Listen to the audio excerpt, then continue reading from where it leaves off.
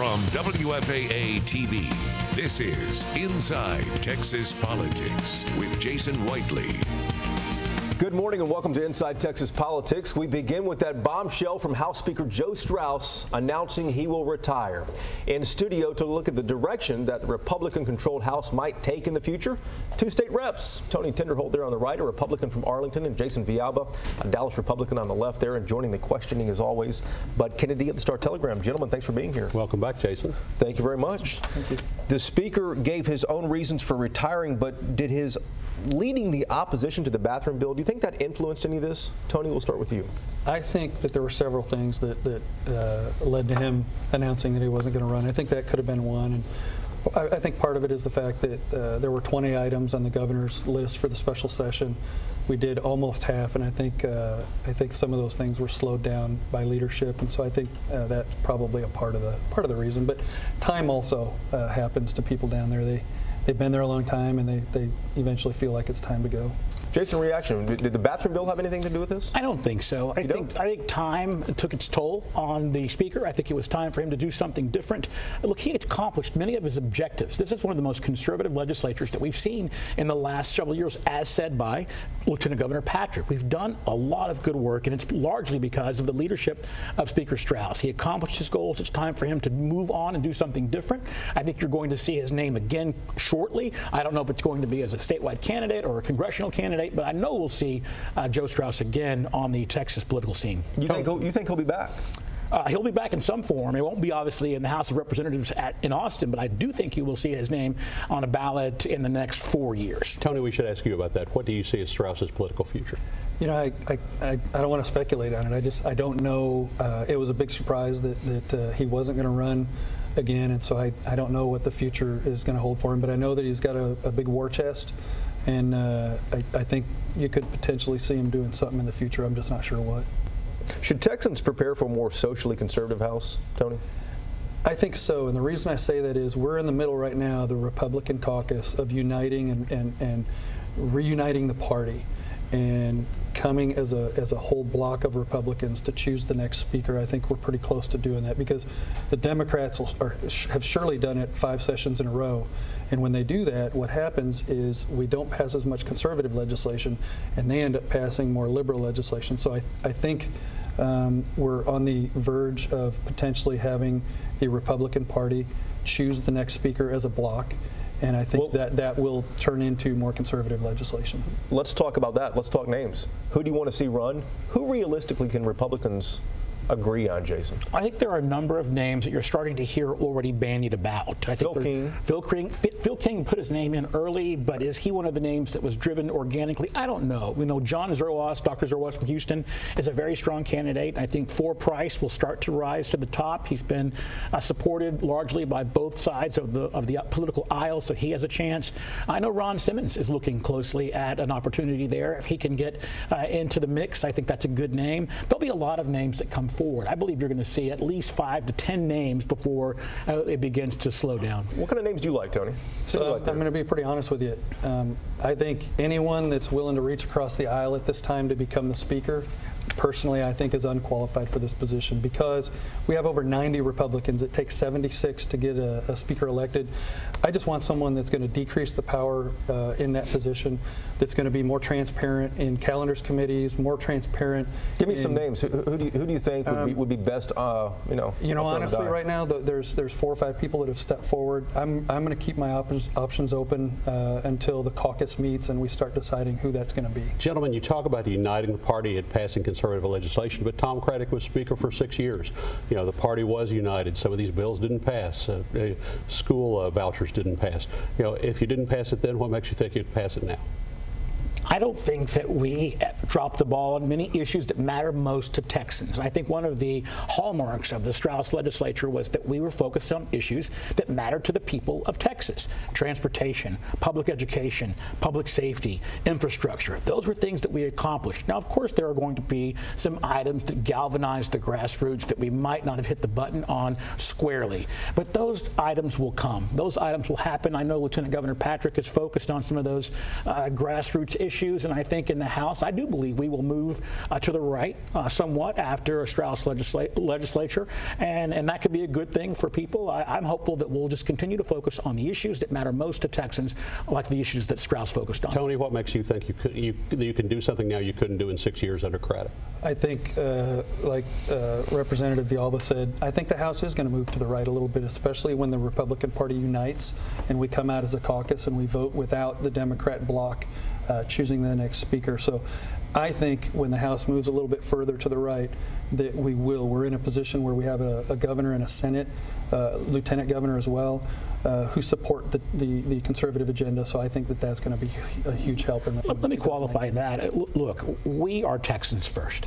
We are not Republicans or Democrats first. We're Texans first. I disagree with the representative on whether or not we should have a say from our friends on the other side of the political aisle. I think they represent a large segment of Texans, and so we have to consider everyone's ideas when we start talking about who will be the next leader of the House. Remember, the leader of the House is not chosen by the people of Texas. The leader of the House is chosen by the members of the legislature that are there, 150 members. And so we have to have input from everybody. Bipartisanship is not a bad thing. Compromise is not a bad thing. What's bad is when we focus on issues that do not impact Texans rather than issues like public education and school finance and the issues that have impacted all Texans. And I'd like to chime in on that. We have a friendly disagreement over this. I think that when the Democrats come together as a bloc, 50 to 55 of them, and they get a handful of liberal Republicans to vote for the speaker with them, it's proven historically that liberal legislation passes more frequently than conservative, and it slows down the conservative agenda. Republicans aren't united, though, in this caucus on who to pick, though, right? I think we're coming together right now. We had about 12 or 13 signatures to request the Republican caucus come together, and we're in the middle of still working that out. Yes. 12 out of 95. 10 seconds left here. Do you expect the bathroom bill to be back in 2019 with Strauss gone, Tony? Yes I think it's going to continue to come up until it's addressed legislatively somehow. Someone will file it. I do not think it will drive the legislature like it did last session. Jason Villalba and Tony Tinderholt, thanks for being here. Good luck. Thank you both very much. President Trump's border wall could be getting closer to reality. The federal government showed off 8 prototypes last week of what it could look like. And that's a major step in the president's campaign promise, at least part of it. Whatever gets built, though, will likely be paid for by American taxpayers, not Mexico, as President Trump insisted on the campaign trail. Patrick Svitek is in for Ross Ramsey this morning in Austin at the Texas Tribune, one of the top political reporters there. Good morning to you, Patrick. Good morning. You know, even with these prototypes, does Congress really have any more of an appetite to pay for a border wall going into 2018? You know, we'll see. There was a bill in the House that advanced out of the House Homeland Security Committee earlier this month that provided $10 billion for wall construction. And so there is some money that is, apparently getting pushed through Congress to make this a reality. But I think there are still a lot of questions surrounding just how much it's going to cost. Obviously, those prototypes are the process of vetting those prototypes is advancing over the next few weeks, several weeks. They're going to be undergoing different tests to kind of figure out which one is going to be best for this project. But I think there's still some uncertainty surrounding where the money is going to come from and how much it's going to require. Let's talk about the son of the former Texas Governor Mark White, a Democrat who served back in the mid-1980s. His son, Andrew White, is considering his own run for governor. Andrew White launched an exploratory bid. Is this the Democrats' best shot, the best candidate, and what are his chances? You know, it's hard to tell. You know, he obviously has that very prominent connection being the son of the former governor, but he has no serious elected experience himself. In fact, he's kind of already campaigning on the fact that he, is kind of a political outsider, relatively speaking. And so I think he still has a lot to prove. He's definitely one of the most credible names that's cropped up so far as a potential Democratic gubernatorial candidate is concerned. And not much time left. Patrick, back to you in just a moment. Thank you. You know, Russia and President Trump have been synonymous for more than a year now, but allegations against Russian influence with Hillary Clinton, they have now resurfaced. Debbie Georgatos from 660 AM The Answer explains why she thinks this is so worrisome. This week, we learned that before Secretary of State Hillary Clinton approved the Uranium One deal that sold 20% of America's uranium assets to Russia in October of 2010, the FBI knew that a Russian operator in America was engaged in bribery, kickbacks, and money laundering in America's uranium industry. The FBI did not tell Congress. At the same time, the Clinton Foundation received donations of $145 million from Uranium One affiliated sources. Uranium is the vital ingredient for making nuclear weapons. So, Hillary Clinton's foundation got millions, Putin got American uranium assets, and President Obama's FBI said nothing. Everyone should care. This is corruption at the highest level. Sale of nuclear weapon material to an enemy, lining the pockets of a top U.S. official, and the silence of the FBI require federal investigation. I'm Debbie Georgatos, and this is my voice, my opinion. Ask any Dallas paramedic or police officer. The drug called K2 is a crisis in this city. Councilman Tanell Atkins says he has a solution. We'll talk to him about it next in studio. And Bob Corker, Jeff Flake, now Joe Straus there. 3 retiring Republicans have Mark Davis in a good mood and Katie Sherrod taking a rare position. Inside Texas Politics returns in 3 minutes. First, your Sunday Funnies. All 5 living former presidents gathered at the One America Appeal benefit concert to raise money for hurricane relief. And watch very closely here while President Clinton gives his speech. Pay attention to Presidents Bush and Obama standing behind him. Calamitous disaster, but can be a new beginning if we just do what we ought to do and prove that the heart of America. I don't know what they said. I don't know if someone had a little accident there, but...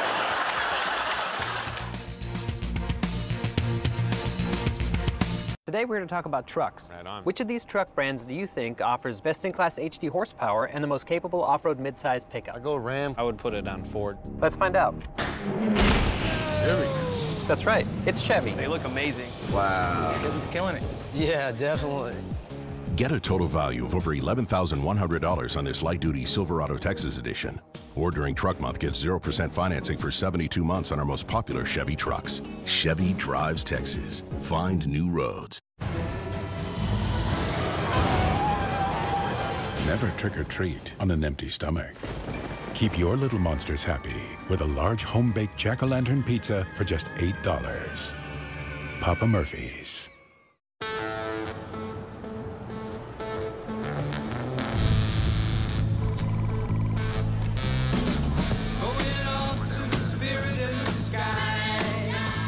Whoa, nice outfit. When I grow up, I'm going to Mars. We're working on that. Some people know how far they want to go. A personalized financial strategy can help you get them there. See how access to JP Morgan investment expertise can help you. Chase, make more of what's yours. When you have superheroes, rock stars, and fashion icons to take care of, you definitely need your rest. At Nebraska Furniture Mart, browse more than 75 mattresses on display with thousands ready for immediate pickup or quick delivery. During Sealy's Super Savings, take an extra 10% off all Sealy Response mattress sets and free delivery with qualifying Sealy mattress purchases. Plus up to 75-month financing, no down payment required. Save time, save money. Discover your best rest at Nebraska Furniture Mart.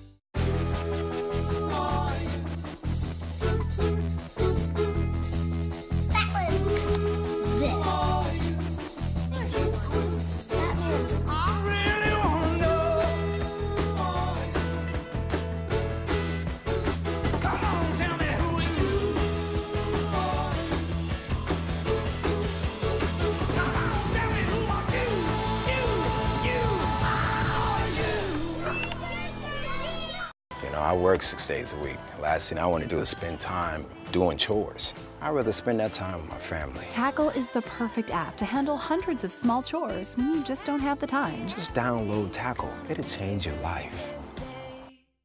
Hyundai has an all-wheel drive SUV for every stage of your life. Urban adventure? That's Tucson. Taking that next step? Check out the Santa Fe Sport.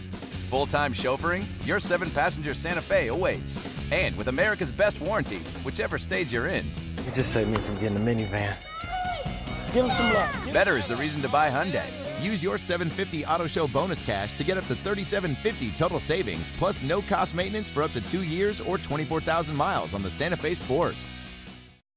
Nationally, the opioid epidemic, people abusing prescription pills, that worries leaders across the country. Dallas, though, faces a different drug problem. It's called K2, a synthetic that users will smoke, and it ties up police and paramedics on overdose cases all over town. This week, Councilman Tennell Atkins will unveil a plan to address it. He is here to give us an idea of what to expect. Good to see you again. Good to see you again. What should we look forward to in this plan, and how will it be different from what DPD has or the assistant city manager is proposing? I think the plan is right now is trying to get DISD with educating starting in elementary school, middle school, and high school, to get crisis prevention on the same team, to get Dallas Fire on the same team, the paramedic, to work together, to understand, to educate it, also get the faith-based community to work.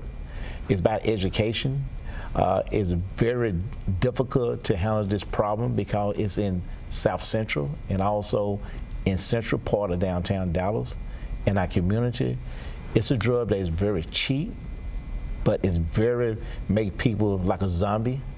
It can cost $1 or so per cigarette, I think I read. Is that right? It can maybe less. You know, wow. How they mix this is very difficult. In the past, it's not in the chemical lab. You know, you don't know how it's mixed. Let's frame this issue as well for people who aren't familiar with it. How is this affecting our police department? How is it affecting our Dallas Fire Rescue, our paramedics? I think it affects that if you get a call and it says, what is the call about? Well, I got someone here. A call for help. Call for help. He's sick. He in a zombie stage. Paramedic go pick him up. He get in an ambulance, and also he just go crazy. Heart start beating at a rapid rate. Then you call DPD, had to go pick him up, take him. Now you got paramedic, now you got police, you got something that has not been happening in the past, now it's happening now. So it's tying up more resources. Tying up more resources. But when it's tying up more resources, but also it's tying up more resources when they go to jail, then they got to get out of jail, and they start back all over again. Tennell, there's been talk of sobering centers increasing the punishment because it's too light if someone is caught with it. Are all those part of the solution here in addition to what you're talking about with DISD and faith-based? But solution also, you talk about the Texas legislature. You know, they got to come up with a law. You know, how do you test the drug? Because remember, it's mixed in different ways. It could show up as something else. It could show up something else. When it shows up something else, what do you do? You know, K2 has been around for several years, and I've been here in Dallas for 10 years, and I've heard about this for quite a while. Why can't the city figure this out? It's cheap, number one. Who is using it? You look at the homeless. You look at the people on the street. And it's, yes, a cheap drug that you're using it, then too, how do you treat it? You got to set up centers to make sure they go where they go. Many people think this is just a downtown problem. Dark stations, at the homeless shelters and things like that. It's encampment. You know, go down J.J. Lemon and Bonneview. You see it right there. You can walk out this newscast room right here and walk down the street. You probably see people walking down the street, you know, putting their clothes off, you know, carving their face, you know, stuff like that. That's part of it. That's part of it. Tennell Atkins, we will look for the rollout of this in the coming days, weeks. I think when a new chief come aboard and when everybody get together, it would be something that everyone got to play a part in. The faith-based, DISD, even you, the radio station, you got to educate. It's all about education, education, education. Gotcha. Tennell Atkins, Dallas City Council, thanks for being here. We appreciate it. Thank you very much. Thank you. You know, regular watchers of our program know it is rare for Katie Sherritt to stick up for a Republican, but that's what she does this morning, defending House Speaker Joe Straus. From the right, here's Mark Davis of 660 AM The Answer, and from the left, author and producer Katie Sherritt. Thank you, Jason. Good Sunday morning, everybody. Great to be back here with my buddy Katie. And I got to tell you, I mean, here come the holidays, but if you'd have told me that Bob Corker and Jeff Flake were going to hit the exit ramp and then Joe Straus too, my gosh, it's Christmas every day. And the only evidence I need on why the departure of Joe Straus is such an awesome thing is that Katie seems crestfallen by it. Tell me, I'm sure, because he's an ally of your side, which is why I'm glad that he will be not. I don't think he's an ally of my side so much as he's one of the few grown-ups in the room. room. I mean, the man is a classic conservative business Republican who has served Texas extremely well in the past. And I think his focus on economic development, his focus on education, which is an economic development issue. His focus on being pro-choice, his focus on blocking a lot of conservative agenda items from reaching the House. I think the conservative agenda items he blocked were things that should have been blocked because I think they were harmful to the state. But not for conservatives, which is why we are thrilled that he's gone. We need to talk about the word conservative. I think there's conservatives and then there's radical strangeness that goes on. Like and I think Dan Patrick is the, embodiment, the incarnation of radical strangeness. Well, can anybody be a consistent down the line conservative and be spared that definition? Because I think everything's relative. I think, everybody's lauding the courage of Jeff Flake. Well, not me. I think, he went to Congress as a Tea Party. He agrees with Trump. He just don't like the way Trump's behaving. Right. What would you like Jeff Flake to say in 10 seconds? Because my problem with Jeff Flake is obvious. Let's impeach Trump. So you'd like for him to stick around and keep saying the things that he's been saying? Well, yeah, but I think he needs to stick around and not vote to take consumer protections away from Americans like he did this week. Well, he'll still be around for a while. They'll all be around for a while, giving us material. From the right, Mark Davis, 660 AM The Answer. And from the left, Katie Sherrod. President Trump had no trouble drawing donors in Dallas last week, taking home millions from a fundraiser here. Are Texas conservatives, though, falling in line behind him? That's one of our topics next on the Roundtable. Long live the trucks with a solid Texas backbone. With a coil link suspension that smooths out the ride. And a one-of-a-kind Rambox storage system. They keep the beat of Texas going strong. Get a great deal on the trucks proven to last in Texas. Get an average $13,252 in total values on Ram 1500 Lone Star Silver Crew Cab. And DFW area residents get $500 bonus cash and $1,500 trade-in bonus cash. Grit. Some have it, some don't. When the odds are stacked against you, you either hide or stand up. At Strayer University, we've seen it in our students for 125 years. And if you ever think of quitting, our success coaches will be there to pick you up and work with you every day to put you on the right path. It's time. Strayer University. Let's get it. Today we're going to talk about trucks. Right on. Which of these truck brands do you think offers best-in-class HD horsepower and the most capable off-road mid-size pickup? I go Ram. I would put it on Ford. Let's find out. Chevy. That's right. It's Chevy. They look amazing. Wow. Chevy's killing it. Yeah, definitely. Get a total value of over $11,100 on this light-duty Silverado Texas edition. Or during Truck Month, get 0% financing for 72 months on our most popular Chevy trucks. Chevy drives Texas. Find new roads. Your child is ready to play big, but before your player can become a champion, you as a parent have some homework to do to make sure your child excels and has the best experience. And we have the roadmap you need to navigate the various playing fields and courts. Watch The Game Plan, a parent's guide to youth sports, Sunday nights on Dale Hansen Sports Special. At Children's Health, Andrews Institute for Orthopedics and Sports Medicine, we're by your side. With nationally recognized sports medicine, we keep your players at the top of their game. Life is good, and at Robeson Ranch, a Robeson Resort community for active adults, it just keeps getting better. Come explore our exceptional resort lifestyle at Robeson Ranch. Tour stunning model homes featuring visionary designs. Then enjoy great food, see world-class amenities, and discover countless social opportunities. Visit Robeson.com for details. Robeson Ranch, a life as big as Texas. You discover a big world when you get behind the wheel of a Subaru. So it's good to know you're not alone out there. Every new Subaru comes with a complimentary Maintain the Love 2-year maintenance plan. From free oil changes to roadside assistance, we're here to give you peace of mind on the long road ahead. Get 0% APR financing on select 2017 and 2018 Subaru models now through October 31st.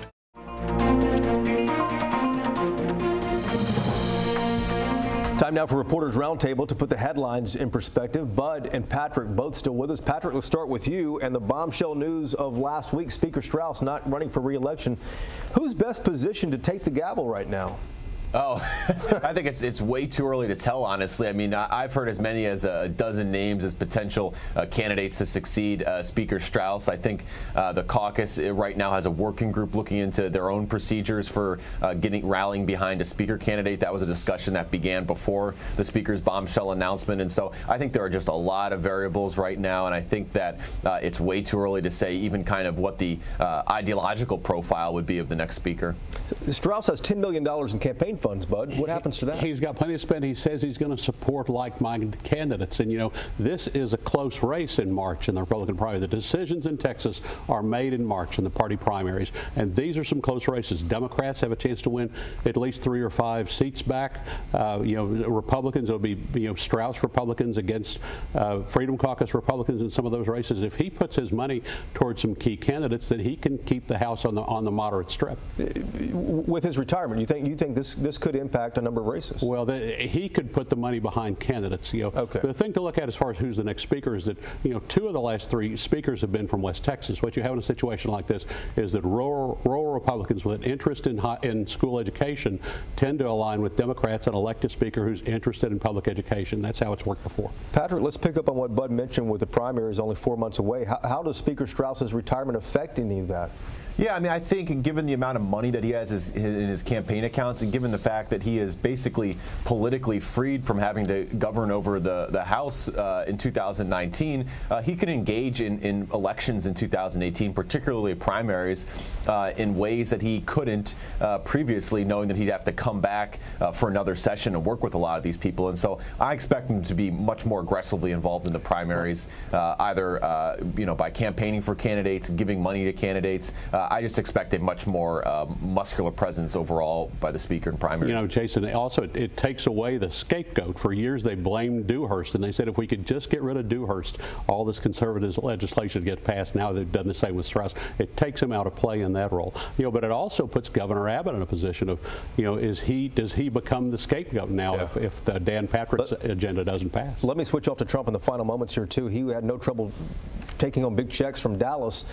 30 seconds left here, Bud. Does this mean the Texas party is falling in line behind him? Republicans in general seem to like the way the economy is going. They like tax cuts.